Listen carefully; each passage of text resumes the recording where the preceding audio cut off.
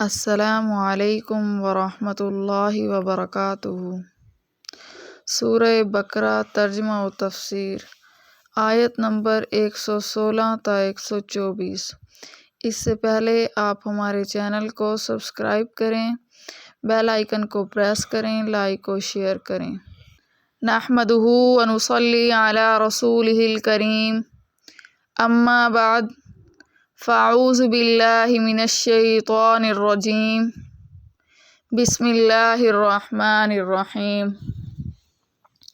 سبحانک لا علم لنا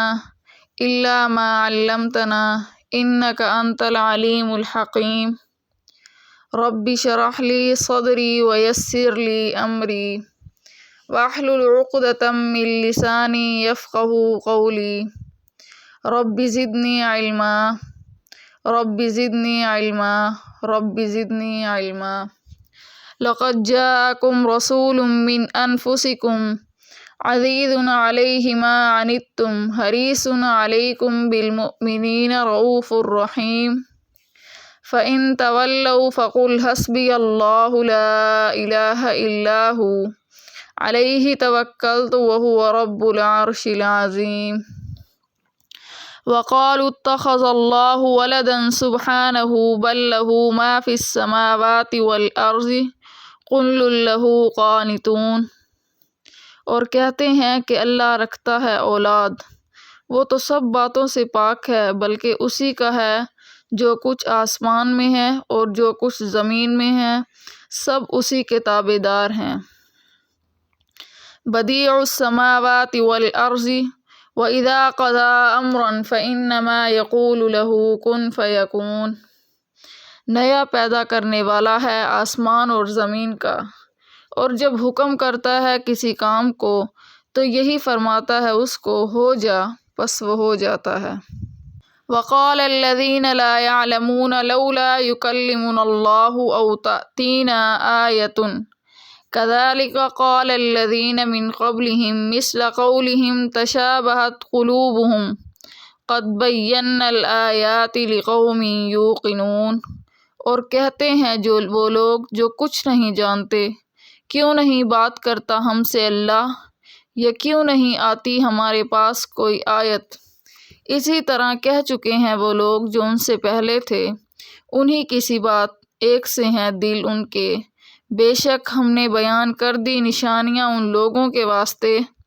جو یقین لاتے ہیں۔ انا ارسلناک بالحق بشیرا ونذیرا ولا تسأل عن اصحاب الجحیم۔ بے شک ہم نے تجھ کو بھیجا ہے سچا دین دے کر، خوشخبری دینے والا اور ڈرانے والا، اور تجھ سے پوچھ نہیں دوزخ میں رہنے والوں کی۔ وَلَن تَرْضَىٰ عَنْكَ الْيَهُودُ وَلَا النَّصَارَىٰ حَتَّىٰ تَتَّبِعَ مِلَّتَهُمْ قُلْ إِنَّ هُدَى اللَّهِ هُوَ الْهُدَىٰ وَلَئِنِ اتَّبَعْتَ أَهْوَاءَهُمْ بَعْدَ الَّذِي جَاءَكَ مِنَ الْعِلْمِ مَا لَكَ مِنَ اللَّهِ مِن وَلِيٍّ وَلَا نَصِيرٍ۔ اور ہرگز راضی نہ ہوں گے تجھ سے یہود اور نہ نصارہ، جب تک کہ تو تابع نہ ہو ان کے دین کا۔ تو کہہ دے جو راہ اللہ بتا دے وہی سیدھی راہ ہے، اور اگر بالفرض تو تابع داری کرے ان کی خواہشوں کے بعد اس علم کی جو تجھ کو پہنچا ہے، تو تیرا کوئی نہیں اللہ کے ہاتھ سے حمایت کرنے والا اور نہ مددگار۔ الذین آتیناہم الکتاب یتلونہ حق تلاوتہ اولئک یؤمنون بہ ومن یکفر بہ فاولئک ھم الخاسرون۔ وہ لوگ جن کو دی ہم نے کتاب، وہ اس کو پڑھتے ہیں جو حق ہے اس کے پڑھنے کا، وہی اس پر یقین لاتے ہیں، اور جو کوئی منکر ہوگا اس سے تو وہی لوگ نقصان پانے والے ہیں۔ یا بنی اسرائیل اذکروا نعمتی التی انعمت علیکم وانی فضلتکم علی العالمین۔ اے بنی اسرائیل یاد کرو وہ احسان ہمارے جو ہم نے تم پر کیے، اور اس کو کہ ہم نے تم کو بڑائی دی تمام جہان پر۔ واتقوا يوما لا تجزي نفس عن نفس شيئا ولا يقبل منها عدل ولا تنفعها شفاعة ولا هم ينصرون، اور ڈرو اس دن سے کہ نہ کام آئے گا کوئی شخص کسی کی طرف سے بھی، اور نہ قبول کیا جائے گا اس کی طرف سے بدلہ،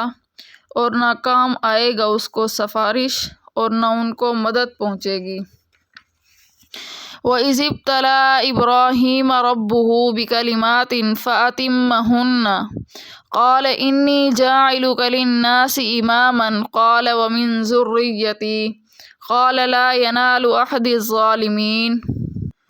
اور جب آزمایا ابراہیم کو اس کے رب نے کئی باتوں میں، پھر اس نے وہ پوری کی، تب فرمایا میں تجھ کو کروں گا سب لوگوں کا پیشوا۔ بولا اور میری اولاد میں سے بھی، فرمایا نہیں پہنچے گا میرا اقرار ظالموں کو۔ وَقَالُوا اتَّخَذَ اللَّهُ وَلَدًا سُبْحَانَهُ بَل لَّهُ مَا فِي السَّمَاوَاتِ وَالْأَرْضِ كُلٌّ لَّهُ قَانِتُونَ، اور کہتے ہیں کہ اللہ رکھتا ہے اولاد، وہ تو سب باتوں سے پاک ہے، بلکہ اس کا ہے جو کچھ آسمان اور زمین میں ہے، سب اسی کے تابع دار ہیں۔ اب ہم چلتے ہیں اس کی تفسیر کی طرف۔ بعض یہودی حضرت عزیر علیہ السلام کو خدا کا بیٹا کہتے تھے، اور نصارہ حضرت عیسیٰ علیہ السلام کو، اور مشرکین عرب ملائکہ کو خدا کی بیٹیاں۔ جیسا کہ مختلف آیات میں ان اقوال کی خبر دی گئی ہے کہ حق تعالیٰ اس قول کی قباحت اور بطلان کا بیان فرماتے ہیں، یعنی یہ اور جو لوگ مختلف عنوان سے کہتے ہیں کہ خدا تعالیٰ اولاد رکھتا ہے، سبحان اللہ، کیا محال بات ہے، بلکہ ان کی تو اولاد ہونا عقلاً ممکن نہیں، کیونکہ ان کا حال ہی کوئی نہیں ہے، یا تو اولاد غیر جنس ہوگی اور یا ہم جنس ہوگی۔ اگر جنس غیر ہو تب تو نا جنس اولاد ہونا عیب ہے، اور حق تعالیٰ عیب سے پاک ہیں۔ خاص خاص کاموں پر خاص خاص ملائکہ کو مقرر کرنا، مثلاً بارش، رزق وغیرہ، اور اسی طرح اسباب اور مواد اور قوت سے کام لینا، یہ سب کسی حکمت خداوندی پر مبنی ہوتا ہے، اس لیے نہیں کہ لوگ انہیں اسباب قوت کو حاجت روا مان کر استعانت و مدد کے طلبگار ہوں گے۔ علامہ بیضوی نے کہا ہے کہ اللہ تعالیٰ کو سبب اول ہونے کی وجہ سے باپ کہا کرتے تھے، جاہلوں نے ولادت کے معنی سمجھ لیے، اسی لیے یہ عقیدہ رکھنا یا ایسا کہنا کفر قرار دیا گیا ہے۔ دفع فساد کی مصالحت سے اب ایسے لفظ کے استعمال کی بالکل اجازت نہیں ہے۔ وقال الذين لا يعلمون لولا يكلمنا الله أو تأتينا آية كذلك قال الذين من قبلهم مثل قولهم تشابهت قلوبهم قد بينا الآيات لقوم يوقنون، اور کہتے ہیں وہ لوگ جو کچھ نہیں جانتے، کیوں نہیں بات کرتا ہم سے اللہ، یا کیوں نہیں آتی ہمارے پاس کوئی آیت۔ اسی طرح کہہ چکے ہیں وہ لوگ جو ان سے پہلے تھے، انہی کسی بات ایک سے ہیں، دل ان کے بے شک ہم نے بیان کر دی نشانیاں ان لوگوں کے واسطے جو یقین لاتے ہیں۔ اور بعض جاہل یہود و نصارہ اور مشرکین رسول اللہ صلی اللہ علیہ وسلم کے مقابلے میں یوں کہتے ہیں کہ خود اللہ تعالی ہم سے ہم کلام کیوں نہیں فرماتے فرشتوں کے بغیر، جیسے خود فرشتوں سے کلام فرماتے ہیں، یا فرشتوں کے واسطے سے جیسے پیغمبروں سے بطور وحی بات کرتے ہیں، اور اس کلام میں یا تو خود ہم کو احکام بتا دیں کہ دوسرے رسول کی ہم کو ضرورت ہی نہ رہے، یا کم از کم اتنا ہی کہہ دیں کہ محمد مصطفیٰ صلی اللہ علیہ وسلم ہمارے رسول ہیں، تو ہم ان کی ہی رسالت کے قائل ہو کر ان کی اطاعت کرنے لگیں، یا کلام نہیں کرتے تو ہمارے پاس کوئی ماروا ہی دلیل ثبوت رسالت کی آ جائے، کہ حق تعالیٰ اولاً اس بات کا جاہلانہ رسم ہونا بتلاتے ہیں، اسی طرح وہ جاہل لوگ بھی کہتے چلے آئے ہیں جو ان سے پہلے ہو گزرے ہیں، انہی کا سارا جہالانہ قول معلوم ہوا کہ یہ قول بھی کوئی باوقات اور باریک بینی پر مبنی نہیں، یوں ہی ہانک دیا جاتا ہے۔ ان سب اگلے پچھلے جاہلوں کے قلوب غلط فہمی میں تھے، باہم ایک دوسرے کے مشابہ ہیں، اسی لیے سب سے بات بھی ایک ہی سی پیدا ہوتی ہے۔ اور چونکہ اس قول کا جز اول حماقت محض تھا کہ اپنے کو اس لیاقت پر ہم پلہ ملائکہ اور انبیاء کا بنانا چاہتے تھے جو بالکل ہی بدیع البطلان ہے، اسی لیے احمقانہ بات کو نظر انداز کر کے صرف دوسرے جز کا جواب ارشاد ہوتا ہے۔ تم تو ایک دلیل کو لیے پھرتے ہو، ہم نے بہت سی دلیلیں رسالت محمد مصطفیٰ صلی اللہ علیہ وسلم کے ثبوت میں صاف صاف بیان کر دی ہیں، مگر وہ ان لوگوں کے لیے نافع و کافی ہو سکتی ہیں جو یقین اور اطمینان حاصل کرنا چاہتے ہیں۔ اور چونکہ معترضین کو محض ضد اور قدح مقصود ہے، اسی لیے حق طلبی کی نظر سے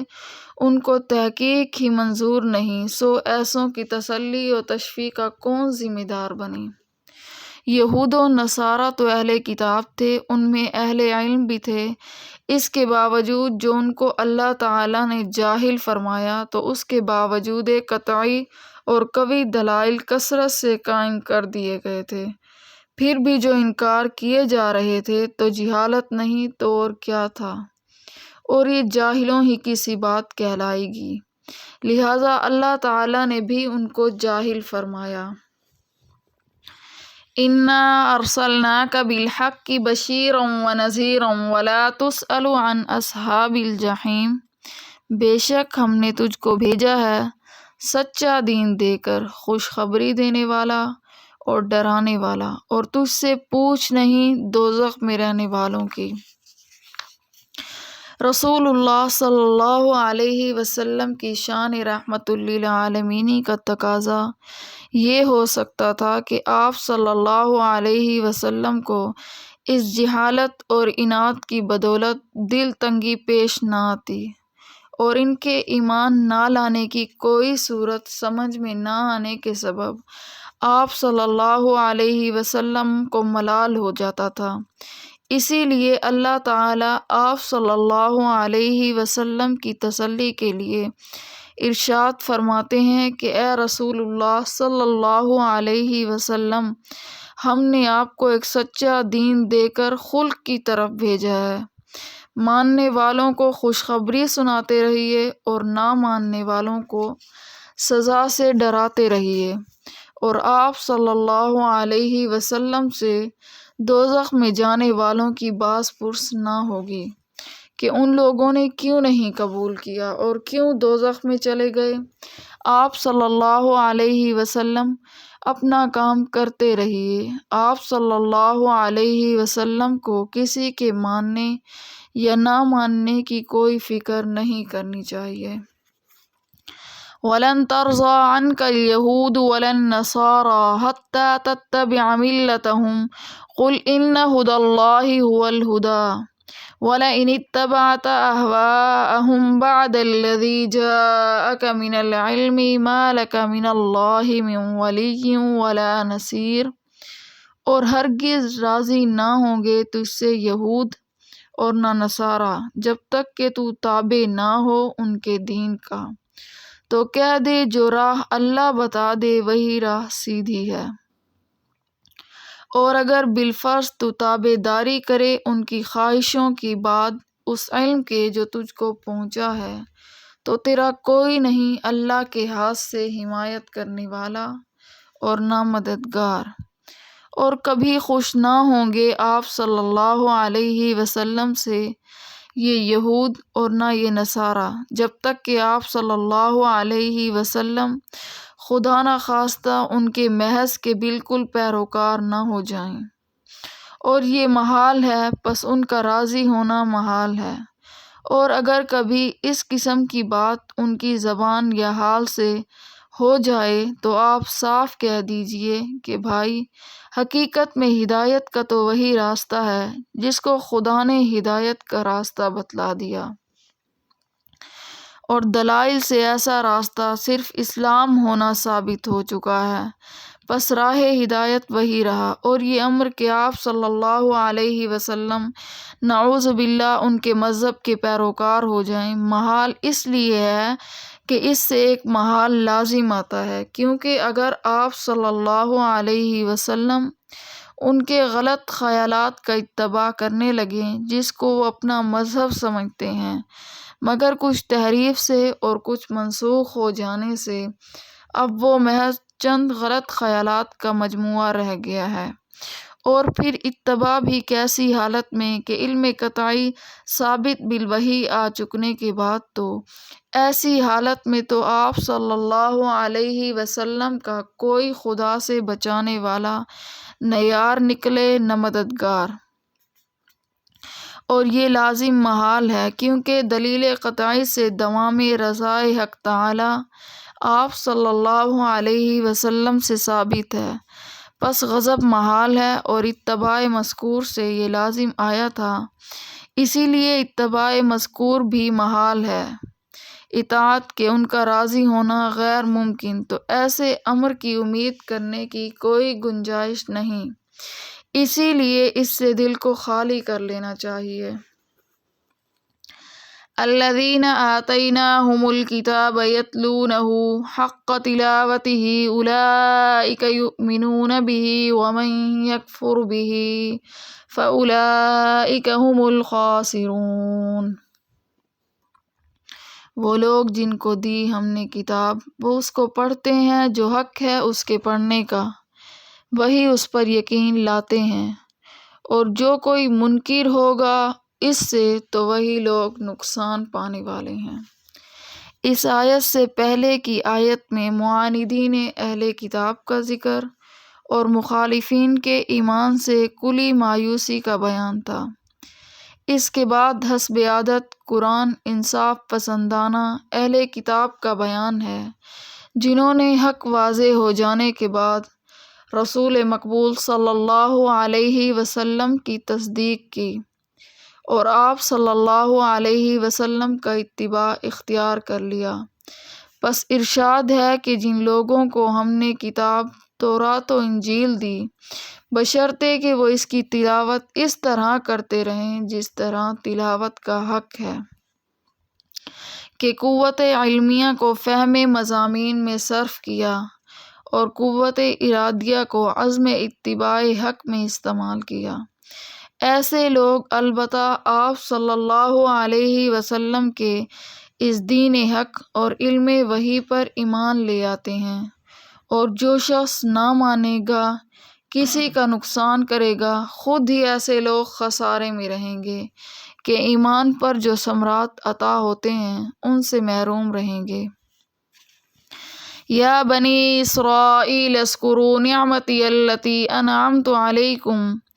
وانی فضلتکم علی العالمین۔ اے بنی اسرائیل، یاد کرو احسان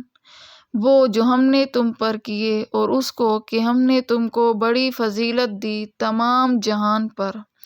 واتقوا یوما لا تجزی نفس عن نفس شیئا ولا يقبل منها عدل ولا تنفعها شفاعة ولا هم ينصرون۔ اور ڈرو اس دن سے کہ نہ کام آئے گا کوئی شخص کسی کی طرف سے ذرا بھی، اور نہ قبول کیا جائے گا اس کی طرف سے بدلہ، اور نہ کام آئے گی اس کو سفارش، اور نہ ان کو مدد پہنچے گی۔ اوپر کی آیت تک بنی اسرائیل کے متعلق جن خاص مضامین کا بیان کرنا مقصود تھا وہ تو ختم ہوئے، اب ان مضامین کی ابتدائی تمہید جس کے اجمال کے یہ سارے مضامین مفصل تھے اس کو دوبارہ پھر بیان کرتے ہیں، جس کا مقصد یہ ہے کہ تمہید کا مضمون خاص یعنی ترغیب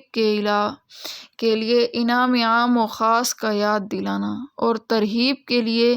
قیامت کو پیش نظر کر دینا باوجہ تکرار خوب ذہن نشین ہو جائے، کیونکہ مقصود اعظم کلیات ہوتے ہیں جن کا خود استحضار ان کے اختصار کی وجہ سے سہل اور آسان ہوتا ہے، اور باوجہ جامعیت اور انطباق کے ان کے ذریعے سے ان کی جزئیت کا محفوظ رکھنا آسان ہوتا ہے، اور محاورات میں یہ طرز بلیغ بھی اعلیٰ درجے کا سمجھا جاتا ہے کہ مفصل اور متولی بات کرنے سے پہلے ایک مجمل عنوان سے اس کی تقریر کر دی جائے جس کا قدر مشترک تمام تفاصیل کے سمجھنے میں معین و مددگار ہو۔ مثلاً یہ کہا جائے کہ تکبر بڑی مضر خصلت ہے، اس میں ایک ضروریہ، دوسریہ، تیسریہ، 10-20 مضرتیں گنوا کر پھر آخر میں کہہ دیا جائے کہ غرض تکبر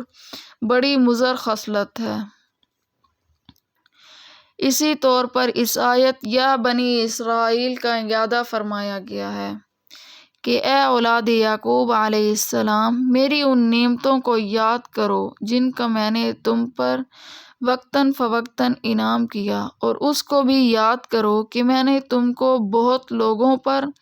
بہت سی باتوں میں فوقیت دی، اور تم ڈرو ایسے دن سے یعنی روز قیامت سے جس میں کوئی شخص کسی کی طرف سے نہ کوئی مطالبہ ادا کرنے والا ہوگا اور نہ کسی طرف سے کوئی معاوضہ، اور نہ کسی کی کوئی سفارش جبکہ ایمان نہ ہو مفید نہ ہوگی، اور نہ ان لوگوں کو کوئی بزرگ بچا سکے گا۔ وَإِذِ ابْتَلَىٰ إِبْرَاهِيمَ رَبُّهُ بِكَلِمَاتٍ فَأَتَمَّهُنَّ قَالَ إِنِّي جَاعِلُكَ لِلنَّاسِ إِمَامًا قَالَ وَمِن ذُرِّيَّتِي قَالَ لَا يَنَالُ عَهْدِي الظَّالِمِينَ۔ اور جب آزمایا ابراہیم کو اس کے رب نے کئی باتوں میں، پھر اس نے وہ پوری کی، تب فرمایا میں تجھ کو کروں گا سب لوگوں کا پیشوا۔ بولا اور میری اولاد میں سے بھی، فرمایا نہیں پہنچے گا میرا قرار ظالموں کو۔ اس آیت میں حق تعالیٰ کے خاص پیغمبر حضرت ابراہیم علیہ السلام کے مختلف امتحانات اور ان میں ان کی کامیابی، پھر اس کے انعام و صلے کا بیان ہے، اور پھر جب حضرت ابراہیم خلیل اللہ نے اظہار شفقت اپنی اولاد کے لیے بھی اسی انعام کی درخواست کی تو انعام پانے کا ایک ضابطہ ارشاد فرما دیا گیا جس میں حضرت ابراہیم خلیل اللہ کی درخواست کی منظوری مشروط صورت میں یہ دی گئی کہ یہ انعام آپ کی ذریت کو بھی ملے گا، مگر جو لوگ ذریت میں سے نافرمان اور ظالم ہوں گے وہ یہ انعام نہ پا سکیں گے۔ یہاں چند باتیں غور طلب ہیں۔ اول یہ کہ امتحان کسی شخص کی قابلیت معلوم کرنے کے لیے لیا جاتا ہے، اور اللہ تعالیٰ علیم و خبیر ہیں، کسی بھی شخص کا کوئی حال یا کمال ان پر مخفی نہیں۔ پھر اس امتحان کا مقصد کیا تھا؟ دوسرے یہ کہ امتحان کس کس عنوان سے لیا گیا؟ تیسرے یہ کہ کامیابی کس صورت اور کس نوعیت کی رہی؟ چوتھے یہ کہ انعام کیا دیا گیا اور اس کی حیثیت کیا ہے؟ پانچویں یہ کہ اس انعام کے لیے جو ضابطہ مقرر کیا گیا اس کی کچھ توضیح و تفصیل۔ ان 5 سوالات کے جوابات بلا تفصیل ملاحظہ فرمائیے۔ پہلی بات کہ امتحان کا مقصد کیا تھا؟ قرآن کے ایک لفظ ربہ نے اس کو حل کر دیا ہے، جس میں یہ بتلایا گیا ہے کہ اس امتحان کے ممتحن خود اللہ جل شانہ ہیں، اور ان کے اسماء حسنی میں سے اس جگہ لفظ رب لا کر شان ربوبیت کی طرف اشارہ کر دیا گیا ہے،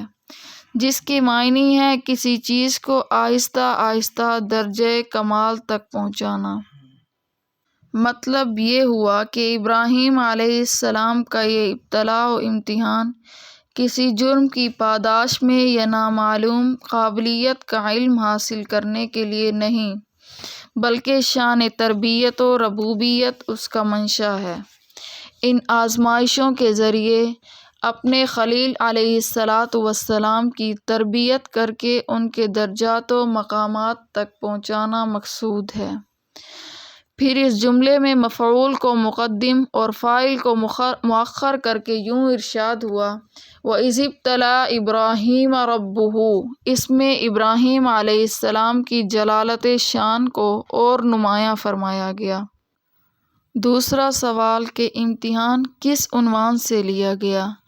اس کے متعلق قرآن شریف میں تو صرف کلمات کا الفاظ آیا ہے، اور اس لفظ کی تفسیر و تشریح میں حضرات صحابہ و تابعین کے مختلف اقوال ہیں۔ کسی نے احکام الہیہ میں سے 10 چیزیں شمار کی، کسی نے 30 بتلائی، اور کسی نے اور کچھ کم و بیش دوسری چیزیں بتلائی، لیکن حقیقت یہ ہے کہ ان میں کچھ اختلاف نہیں۔ وہ چیزیں سب کی سب ہی حضرت ابراہیم خلیل اللہ علیہ السلام کے مضامین امتحان تھا۔ یہی مضامین امتحان جن کی تفصیل آگے بیان ہوگی، مدارس کے امتحان کی طرح فنی مسائل اور ان کی تحقیقات نہیں، بلکہ اخلاقی قدروں اور علمی ثابت قدمی کی جانچ ہے۔ اس سے معلوم ہوا کہ بارگاہ عز و جل میں جس چیز کی قیمت ہے وہ علمی موشگافیاں نہیں، بلکہ علمی اور اخلاقی برتری ہے۔ حق تعالیٰ کو منظور تھا کہ حضرت ابراہیم علیہ السلام کو اپنی خلت خلعت خاص عطا فرمائے،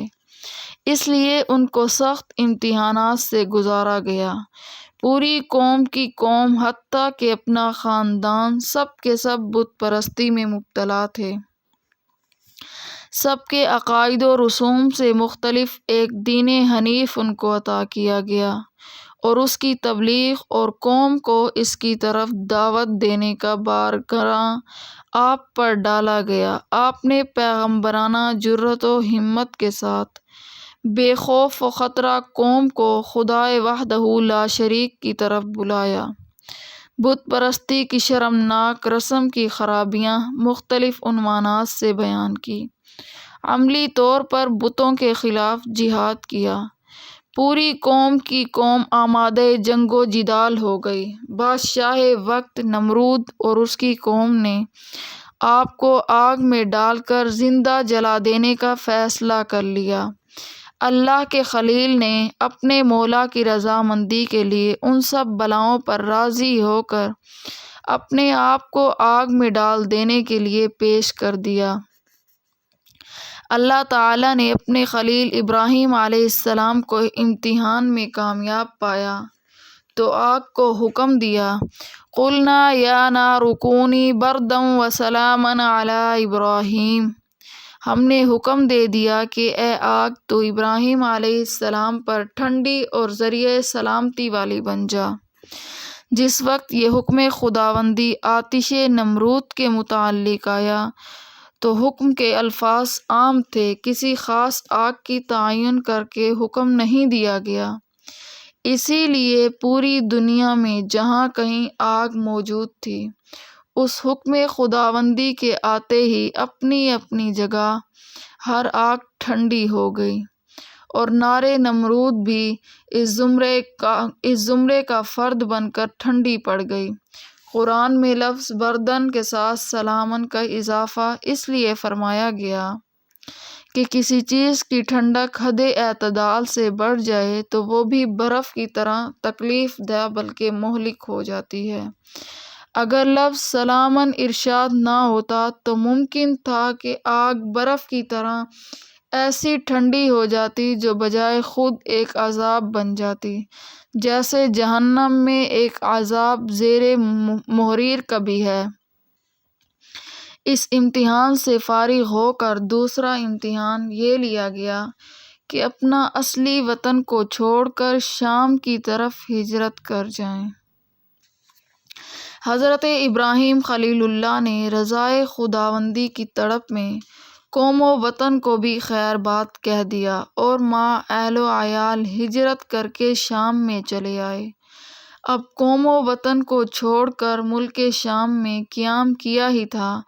کہ یہ حکم ملا کہ بی بی ہاجرہ رضی اللہ تعالی عنہا اور ان کے شیر خوار بچے حضرت اسماعیل علیہ السلام کو ساتھ لے کر یہاں سے بھی کوچ کریں۔ جبرائیل امین آئے اور دونوں کو ساتھ لے کر چلے۔ راستے میں جہاں کوئی سرسبز جگہ آتی تو حضرت ابراہیم خلیل اللہ فرماتے کہ یہاں ٹھہرا دیا جائے۔ جبرائیل امین فرماتے ہیں کہ یہاں کا حکم نہیں، منزل آگے ہے۔ جب وہ خشک پہاڑ اور گرم ریگستان آ جاتا ہے جہاں آگے کسی وقت بیت اللہ کی تعمیر اور شہر مکہ کی بستی بسنا مقدر تھا، اس ریگستان میں آپ کو اتار دیا جاتا ہے کہ اللہ تعالیٰ کے خلیل علیہ السلام اپنے پروردگار کی محبت میں مسرور و مگن اسی چٹیل میدان اور بے آب و گاہ جنگل میں بی بی ہاجرہ کو لے کر ٹھہر جاتے ہیں۔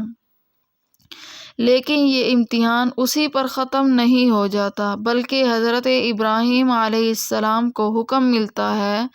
کہ بی بی اور بچے کو یہاں چھوڑ دیں اور خود ملک شام کو واپس ہو جائیں۔ اللہ کا خلیل حکم پاتے ہی اسی کی تعمیل میں اٹھ کھڑا ہوتا ہے اور شام کی طرف روانہ ہو جاتا ہے۔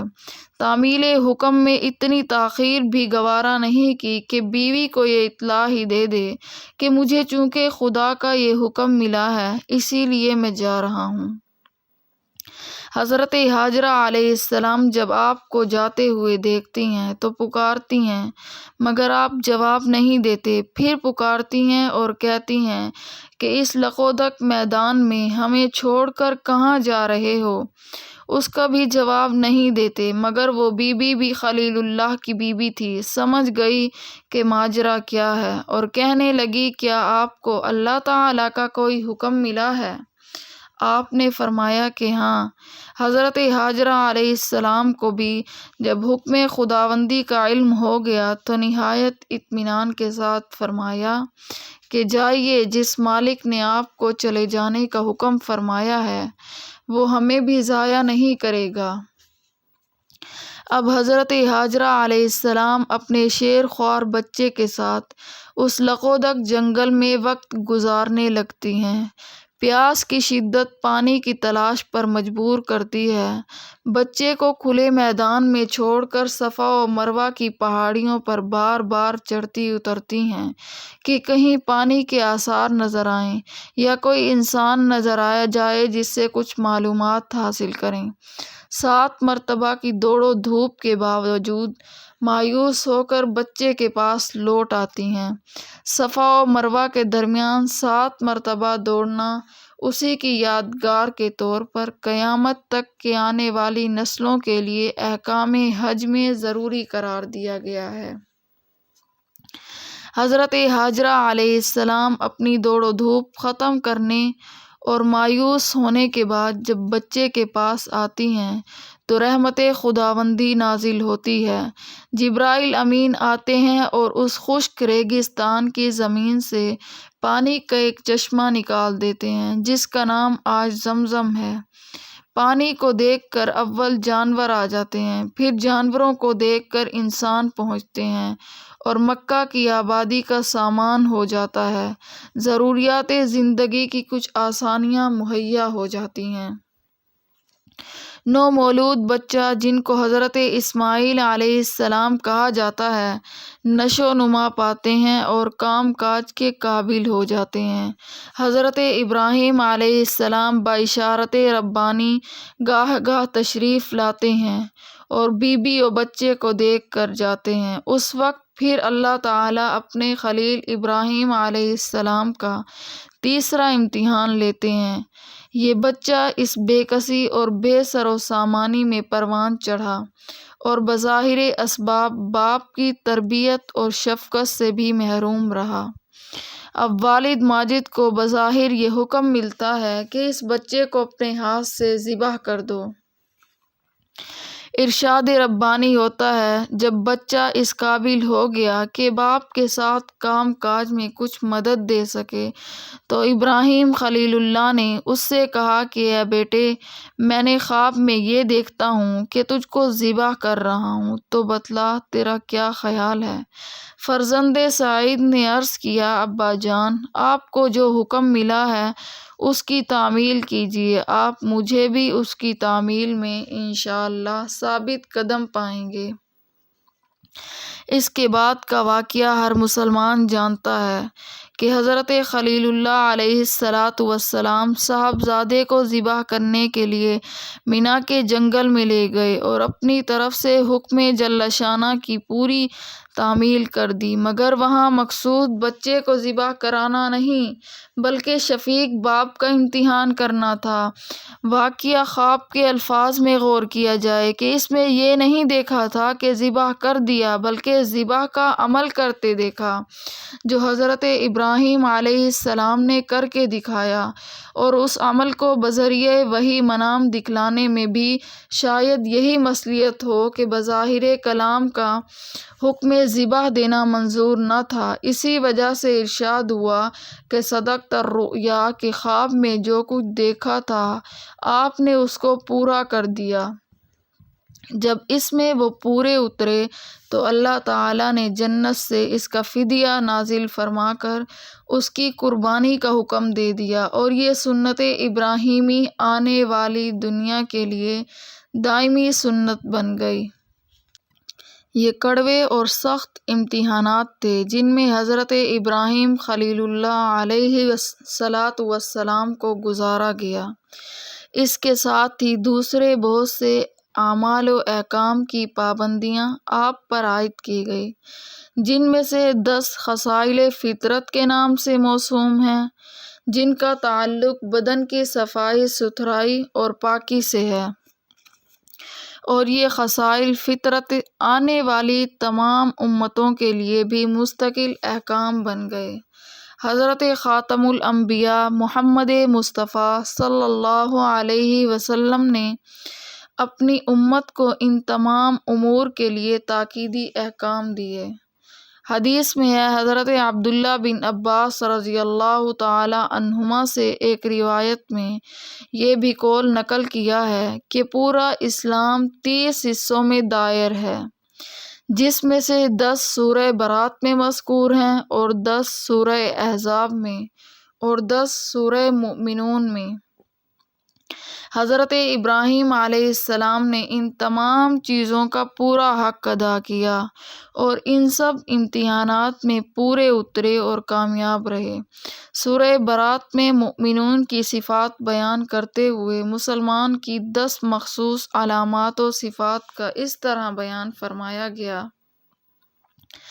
التائبون العابدون الحامدون السائحون الراکعون الساجدون الآمرون بالمعروف والناہون عن المنکر والحافظون لحدود اللہ وبشر المؤمنین۔ وہ ایسے ہیں جو توبہ کرنے والے، عبادت کرنے والے، حمد کرنے والے، روزہ رکھنے والے، رکوع و سجدہ کرنے والے، نیک باتوں کی تعلیم کرنے والے اور بری باتوں سے روکنے والے، اور اللہ کی حدود کا خیال رکھنے والے، اور ایسے مومنین کو آپ خوشخبری سنا دیجیے۔ اور سورہ مؤمنون کی آیت یہ ہیں: قد افلح المؤمنون الذین هم فی صلاتهم خاشعون والذین هم عن اللغو معرضون والذین هم للزکاة فاعلون۔ یقیناً ان مسلمانوں نے فلاح پائی جو اپنی نماز میں خشوع و خضوع کرنے والے ہیں، اور جو لغو باتوں سے دور رہنا چاہنے والے ہیں، اور جو اپنے آپ کو پاک کرنے والے ہیں، اور جو اپنی شرمگاہوں کی حفاظت کرنے والے ہیں، لیکن اپنی بیویوں سے یا اپنی لونڈیوں سے، کیونکہ ان پر کوئی الزام نہیں، ہاں جو اس کے علاوہ طلبگار ہوں، ایسے لوگ حد سے تجاوز کرنے والے ہیں، اور جو اپنی امانتوں میں اور اپنے عہد کا خیال رکھنے والے ہیں، اور جو اپنی نمازوں کی پابندی کرتے ہیں، ایسے ہی لوگ وارث ہونے والے ہیں جو فردوس کے وارث ہوں گے، وہ اس میں ہمیشہ ہمیشہ رہیں گے۔ سورہ احزاب میں مذکورہ 10 صفات ہیں: ان المسلمین والمسلمات والمؤمنین والمؤمنات والقانتین والقانتات والصادقین والصادقات والصابرین والصابرات والخاشعین والخاشعات والمتصدقین والمتصدقات والصائمین والصائمات والحافظین فروجهم والحافظات والذاکرین اللہ کثیرا والذاکرات اعد اللہ لهم مغفرۃ واجرا عظیما۔ بے شک اسلام کے کام آنے والے مرد اور اسلام کے کام آنے والی عورتیں اور ایمان لانے والے مرد اور ایمان لانے والی عورتیں اور فرما برداری کرنے والے مرد اور فرما برداری کرنے والی عورتیں اور راست باز مرد اور راست باز عورتیں اور صبر کرنے والے مرد اور صبر کرنے والی عورتیں اور خشوع کرنے والے مرد اور خشوع کرنے والی عورتیں اور خیرات کرنے والے مرد اور خیرات کرنے والی عورتیں اور روزہ رکھنے والے مرد اور روزہ رکھنے والی عورتیں اور اپنی شرمگاہ کی حفاظت کرنے والے مرد اور اپنی شرمگاہ کی حفاظت کرنے والی عورتیں اور بکثرت اللہ کو یاد کرنے والے مرد اور بکثرت اللہ کو یاد کرنے والی عورتیں، ان سب کے لیے اللہ تعالیٰ نے مغفرت اور اجر عظیم تیار کر رکھا ہے۔ حضرت عبداللہ بن عباس کے اس ارشاد سے معلوم ہوا کہ مسلمان کے لیے جتنی علمی، عملی، اخلاقی صفات مطلوب ہیں وہ ان تینوں صورتوں کی چند آیات میں جمع کر دی گئی ہیں، اور یہی صفات وہ کلمات ہیں جن میں حضرت ابراہیم خلیل اللہ علیہ السلام کا امتحان لیا گیا، اور آیت وَإِذِ ابْتَلَىٰ إِبْرَاهِيمَ رَبُّهُ بِكَلِمَاتٍ میں انہی صفات کی طرف اشارہ ہے۔ ان آیات کے متعلق قابل غور سوالات میں سے 2 سوالوں کا جواب یہاں تک ہو گیا۔ تیسرا سوال یہ تھا کہ اس امتحان میں حضرت ابراہیم علیہ السلام کی کامیابی کا درجہ اور مقام کیا رہا، تو وہ قرآن کریم نے اپنے مخصوص انداز میں ان کو سند کامیابی عطا فرمائی۔ ارشاد ہوا وَإِبْرَاهِيمَ الَّذِي وَفَّىٰ، وہ ابراہیم جس نے پورا کر دکھایا۔ اس کا حاصل یہ ہے کہ ہر امتحان کی مکمل اور 100% کامیابی کا اعلان فرما دیا۔ چوتھا سوال کہ اس امتحان پر انعام کیا ملا، اس کا ذکر خود اس آیت میں آ چکا ہے، یعنی قال انی جاعلک للناس اماما۔ امتحان کے بعد اللہ تعالیٰ نے فرمایا کہ میں آپ کو لوگوں کا امام اور پیشوا بنانے والا ہوں۔ اس سے ایک طرف تو یہ معلوم ہوا کہ حضرت ابراہیم خلیل اللہ علیہ السلام کو اس کامیابی کے صلے امامت خلق اور پیشوائی کا انعام دیا گیا۔ دوسری طرف یہ بھی معلوم ہوا کہ خلق خدا کے امام و مقتدا اور پیشوا بننے کے لیے جو امتحان درکار ہے وہ دنیا کے مدارس اور یونیورسٹیوں جیسا امتحان نہیں، جس میں چند مسائل کی فنی تحقیق اور علمی موشگافی کو کامیابی کا اعلیٰ درجہ سمجھا جاتا ہے۔ اس عہدے کے حاصل کرنے کے لیے ان 30 اخلاقی اور عملی صفات میں کامل اور مکمل ہونا شرط ہے، جن کا ذکر ابھی بحوالہ آیات آ چکا ہے۔ قرآن کریم نے ایک دوسری جگہ بھی یہی مضمون اس طرح بیان فرمایا ہے، یعنی ہم نے ان میں سے امام اور پیشوا بنائے کہ وہ ہمارے حکم سے لوگوں کو ہدایت کریں جب انہوں نے اپنے نفس کو خلاف شرع کام سے روکا